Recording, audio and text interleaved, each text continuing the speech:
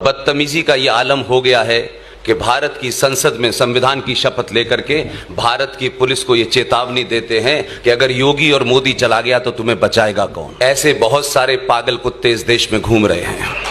पागल कुत्तों के सामने मंत्र पढ़ने से पागलपना नहीं जाता जब तक गोली न मारी जाए।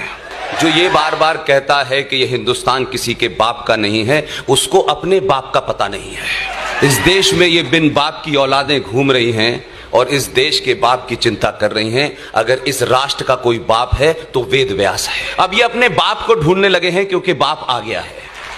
और ये वो लोग हैं जो हमसे हमारे बाप का पता पूछ रहे हैं और अपने बाप के बारे में 250 साल के बाद बता रहे हैं।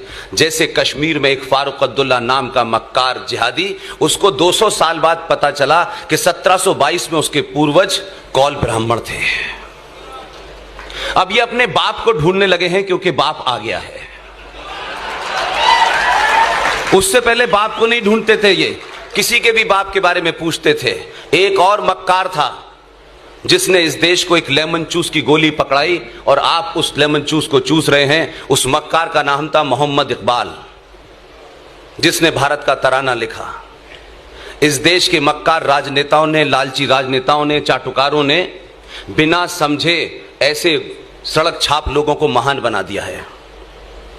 उसको भी अपने बाप का पता चल गया था कि उसके माता पिता जो थे सप्रू ब्राह्मण थे। उसने तराना लिखा, भारत के लोगों को बता गया कि आप इसे पढ़ते रहिए, लेकिन उसने एक तराना लिखा जिसके बारे में इस देश में बड़े बड़े दानिश्वर नहीं बताते। उस तराने का नाम है मिल्ली तराना। उसमें वो अपनी वो ख्वाहिश जाहिर करता है जिसके कारण उसकी पाकिस्तान के अंदर लाहौर में कब्र बनी हुई है। हम बिना जाने बिना सोचे किसी सब्जेक्ट के बारे में जानने बगैर हम बहुत सारी चीजों के एक्सपर्ट हो जाते हैं। इसलिए मेरा मानना है कि अभी हाल में एक घटना घटी है आपके शहर में। आपके शहर में आने से पहले मैं बहुत गुस्से में था, बहुत ज्यादा गुस्से में था।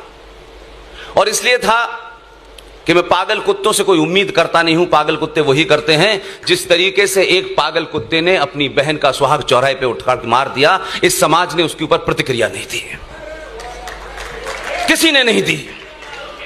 और वो जो बता रहे हैं दुनिया में इंसानियत, जमहूरियत, उनसे बड़ा कोई हैवान नहीं है। इसलिए कुछ चीजों को सच सच समझिए। आज आपके सामने संकट यह है कि आप अपने शत्रु से अपनी बात